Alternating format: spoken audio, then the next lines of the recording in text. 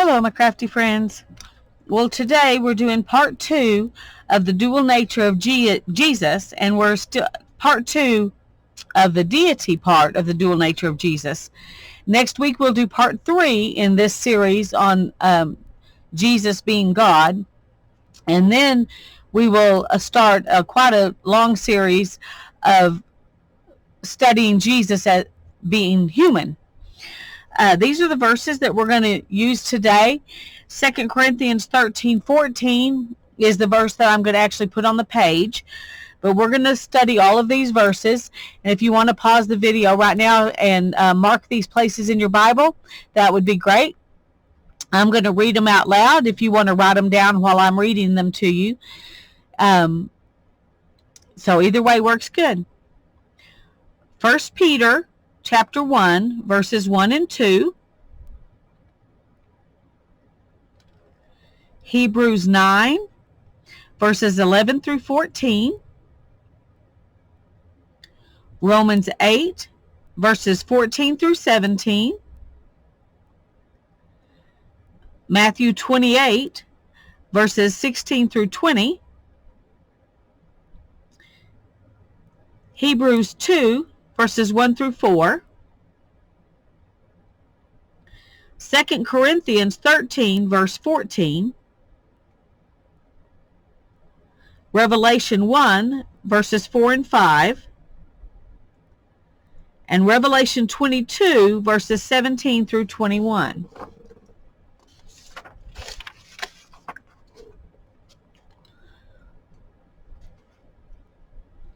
And I'm going to just pick up where we left off last week.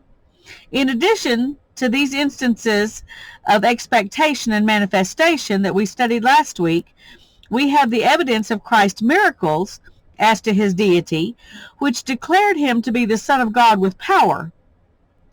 For a full treatment of all the miracles he performed, proving him to be the mighty God, you can go to the book by Herbert Lockyer. It's another book in this series, and it's called All the Miracles of the Bible.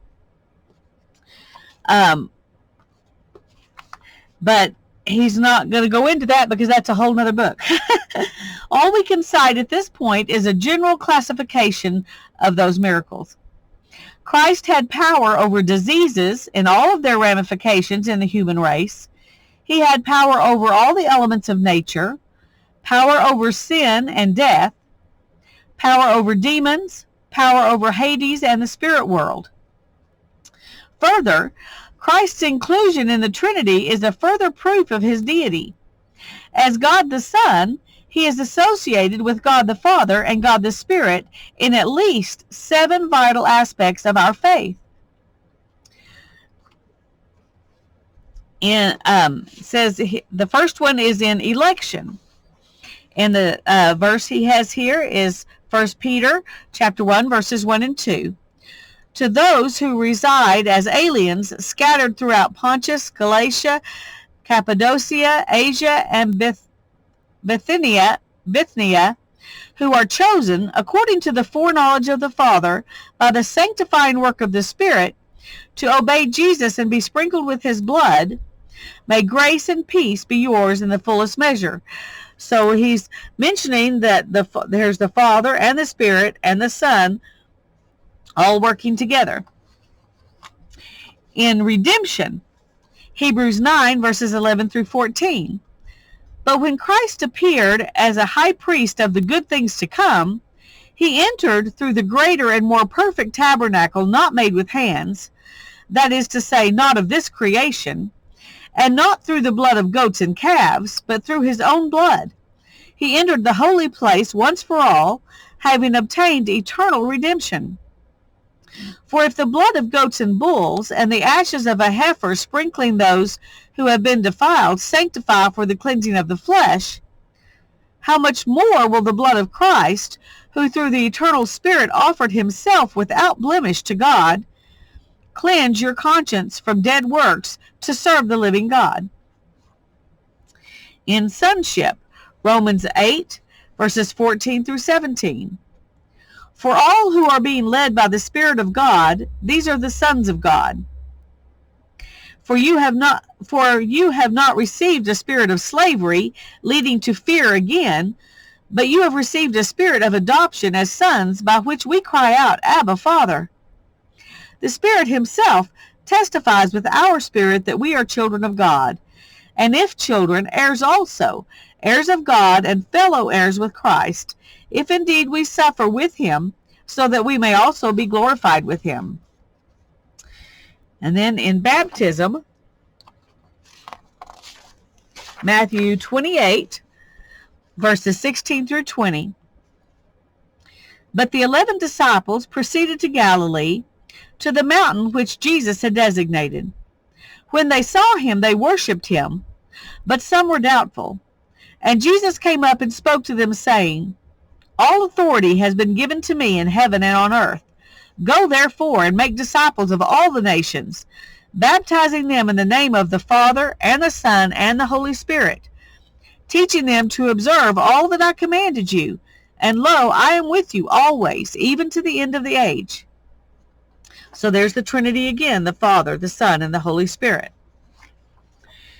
And then in judgment, Hebrews 2, verses 1 through 4. For this reason, we must pay much closer attention to what we have heard, so that we do not drift away from it. For if the word spoken through angels proved unalterable, and every transgression and disobedience received a just penalty, how will we escape if we neglect so great a salvation? After it was at the first spoken through the Lord, it was confirmed to us by those who heard. God also testifying to them both by signs and wonders and various miracles, by the gift of the Holy Spirit according to his own will.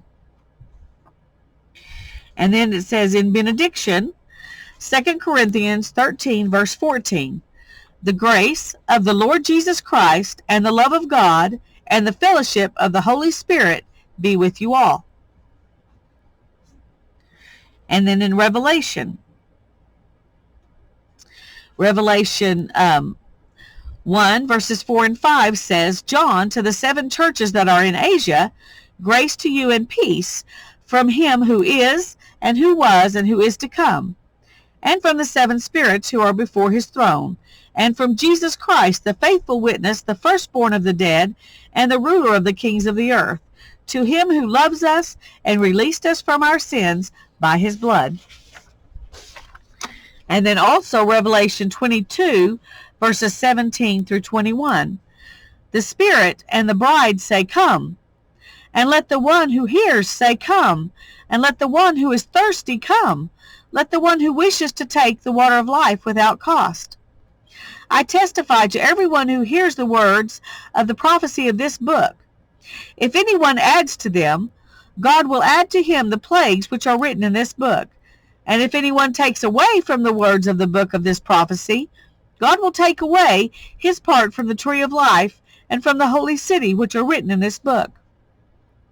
He who testifies to these things says, Yes, I am coming quickly. Amen. Come, Lord Jesus. The grace of the Lord Jesus be with all. Amen.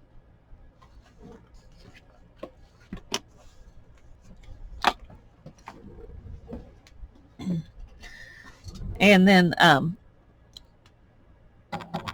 today we're going to use this verse, 2 Corinthians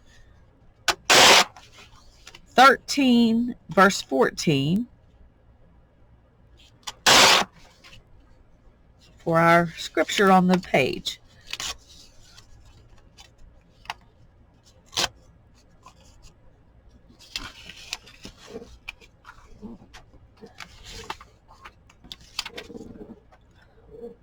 Okay.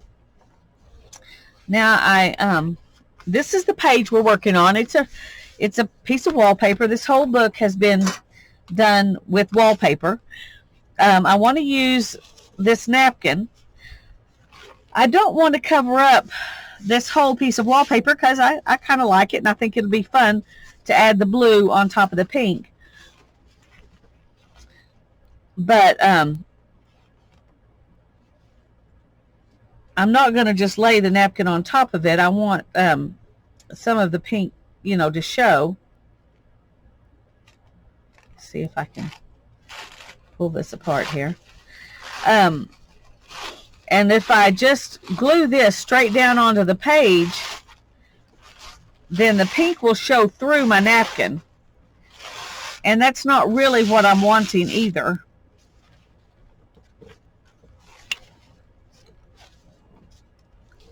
Well, it might be okay to do it that way.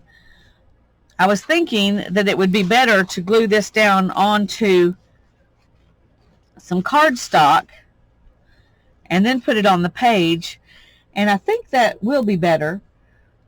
But this is a cream colored page and this is white cardstock, and I just realized that's not a good plan. So I'm going to pause the video a second and go find some cream colored cardstock. I'll be right back. Okay, now this is cream colored cardstock. It's a little bit creamier than this, but when I put this white napkin on it, I think that kind of makes up the difference. And then I'm going to cut out what I want to use on the page after I've glued it down, which means right now I have a decision to make. What part of the napkin do I want to use on the page? I know I want to use these flowers. I may use those in these, but I need to make sure whatever I use, I get it on the here. Might be fun to put some of this down as well. Let's see how much of this we can get on this page if we do it right here.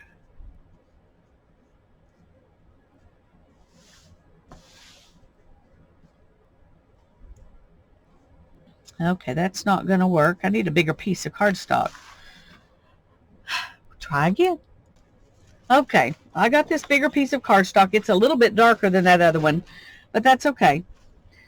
I can get all of this on there, and that's what I want, is to be able to get all of this on there.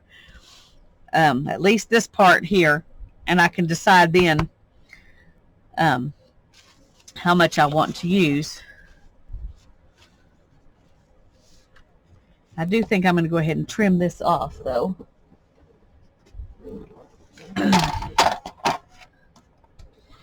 Because that's a kind of doubled, and I don't want to use that part.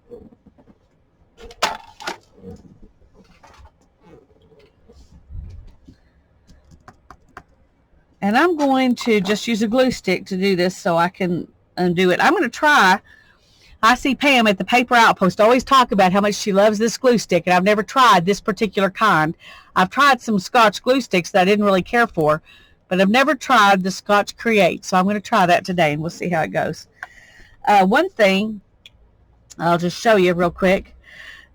This is the Elmer's Extreme that I always use. I love this. It's my favorite glue stick.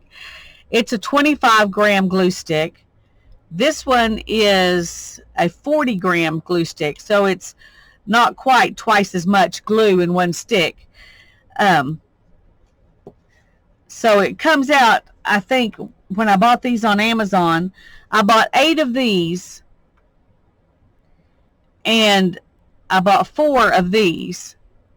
And these came out, when I put in the ounces for the amount of money I spent, these ended up costing like 30 cents cheaper an ounce or something like that. So it's a little cheaper to buy these, but not a whole lot. But these are getting really hard to find. So I decided I wanted to see if this might be an acceptable alternative. And I won't know unless I try to use it. So I decided Pam always loves her, so I'm going to try it and see what I think.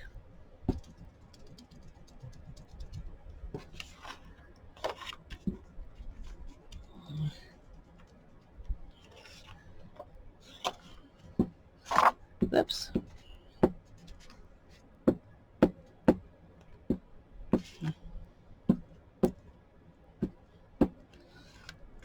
Okay, right now it's like the coverage is kind of spotty.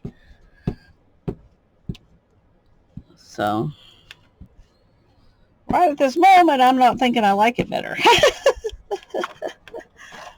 But we will see how it turns out.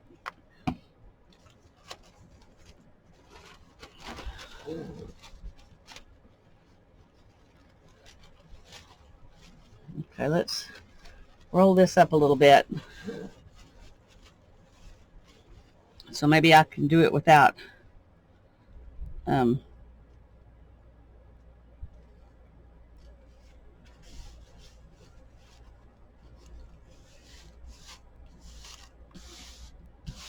I didn't, but I only lost barely a little bit, so it's okay. Well, this seems to be sticking down really well. So far I'm okay with it.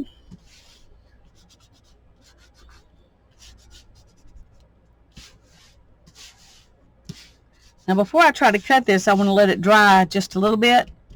So I'm gonna just kind of set it aside up here. Put the lid on this. And I'm going to go ahead and ink up the page and ink this. And I think I want to ink it with blue because I've got blue in this, and I think that'll be good. I've got a couple of blues in here. Let's see what the difference in these two colors. This one is cobalt. And this one is cornflower, and there's quite a bit of difference. It doesn't look like as much difference on the screen as it does in real life, but actually I think either one of them would go well, but I think the cobalt is what I'm going to use. I think it's a little bit closer than the cornflower blue is, because there are several blues in here. So we'll use this one. I need to get, I've got a lot of colors now, and I like them. They're all pretty colors, so I need to use them instead of using sepia for everything. Still my favorite, but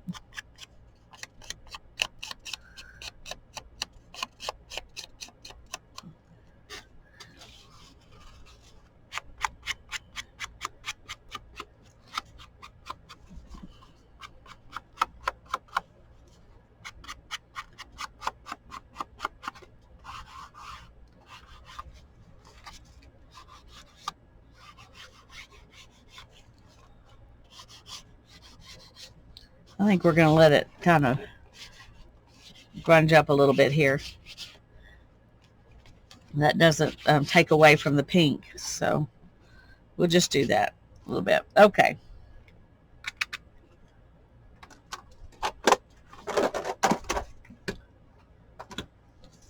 And we'll set that over there for a minute.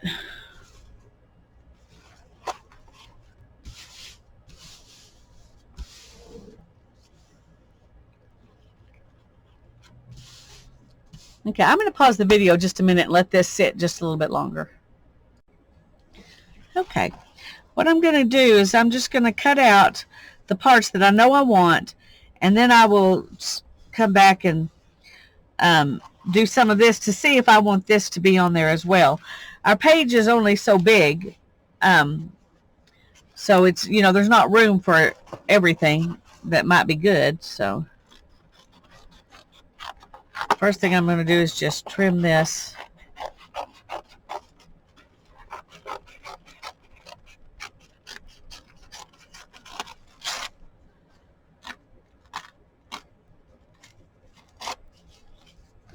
Take that part out, and this part over here.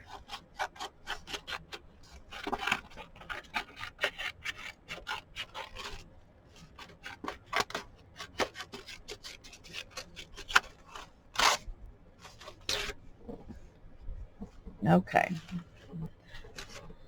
Well, keep that for future use. Okay.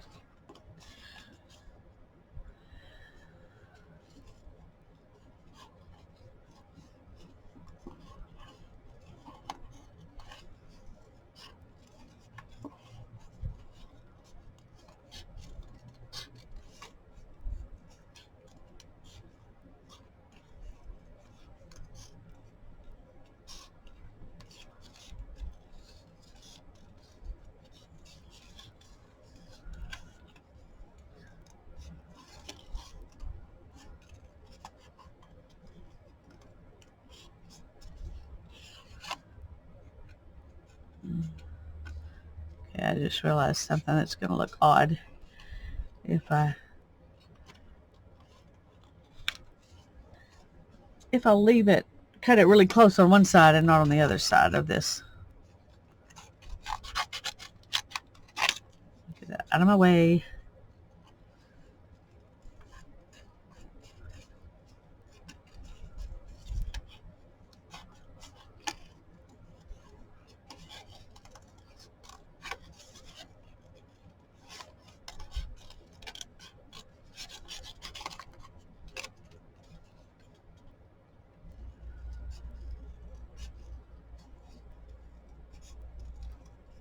There are so many ways to use napkins. It's fun to add them in. I really like the translucency of the napkin, so a lot of times I use it for that particular property. This wasn't one of those times, which is why I put it on cardstock. Oops.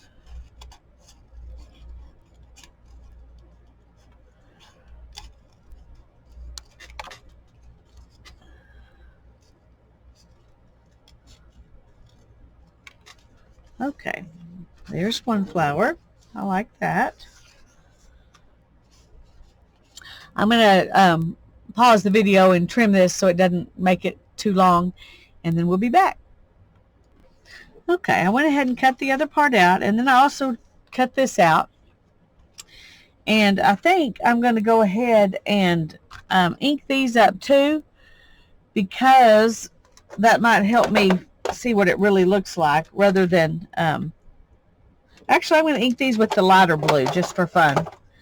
That way we're using both blues on it, and it's not that much lighter when you just do it on the edge like this. So, but it'll give it a little bit different look from the edges that we put on the page.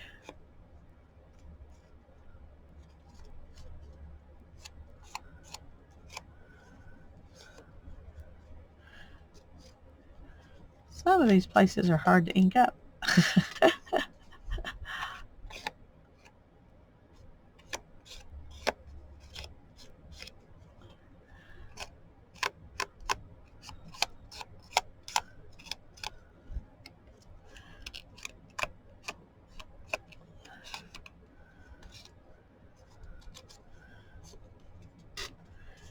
So sometimes you have to kind of see if you can maneuver it a little bit.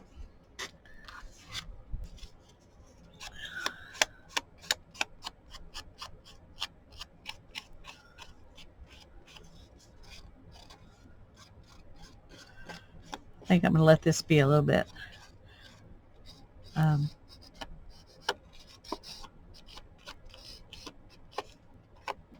have a little bit more depth, not just be on the edge, but let it come in a little bit to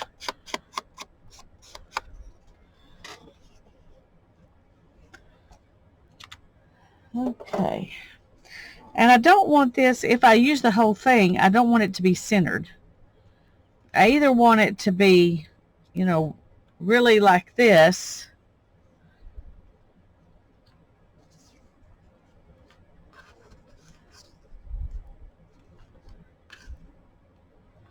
our scripture is not, you know, doesn't take up a whole lot of space this time, so I have plenty of room to do, you know, kind of as much as I want here, which means I could do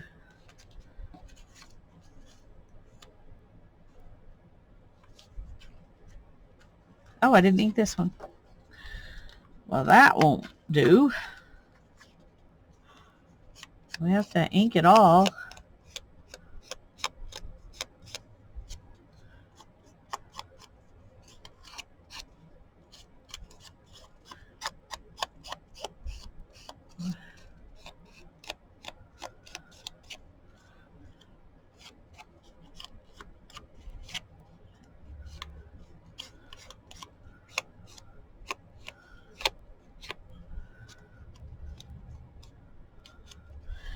Okay. So if we do it like this, then we still have plenty of room to put the scripture on there.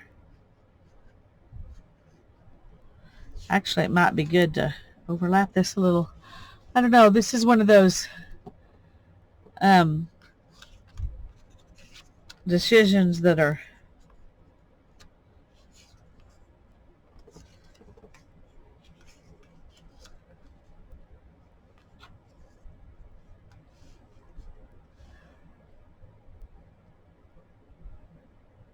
I think I kind of like that. I may even overlap this a little bit more too, so that this really becomes the background. I think that's what we're going to do. So let's go ahead and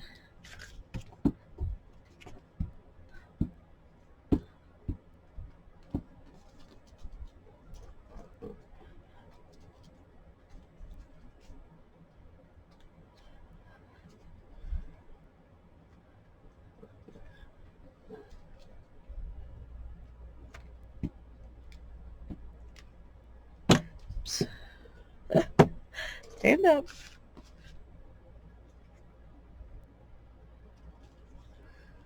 I'm going to put this way down here at the bottom, and then I'll trim this off and ink it in a little bit. I glued a little bit too much, so I'm going to go ahead and trim that off and get it out of the way.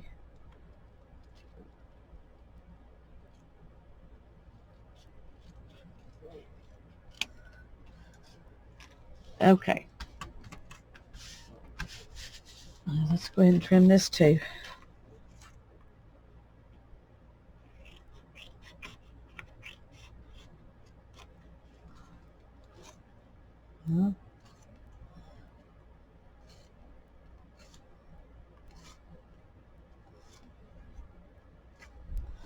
There we go. And then let's get that other ink pad out, the cobalt one, and do the parts that we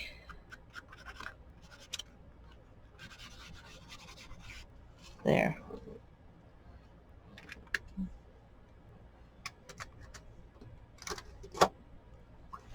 Okay. Now then, I want to put this, I think,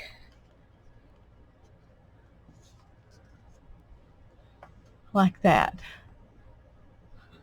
So let's go ahead and put the scripture down first.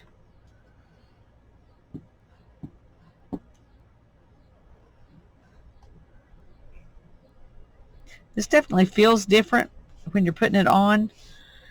It doesn't slide on the paper as easily as the Elmer's Extreme.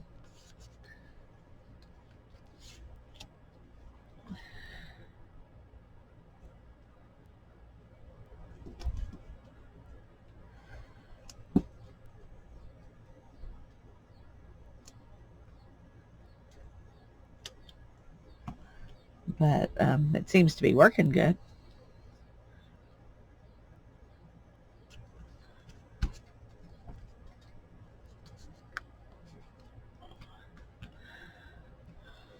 Missed a spot there. Okay. And now this one got some glue stick on my pad there. I'll wipe it up in a minute.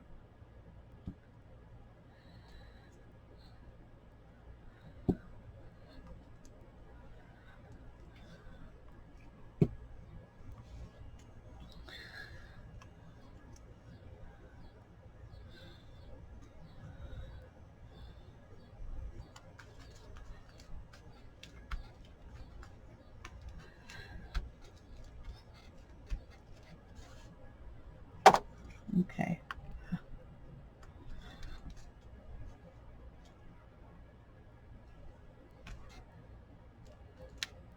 This is a real test because that's cardstock, and I do once in a while use Elmer's Extreme for that, but a lot of times I use the art glitter glue, so it's a test.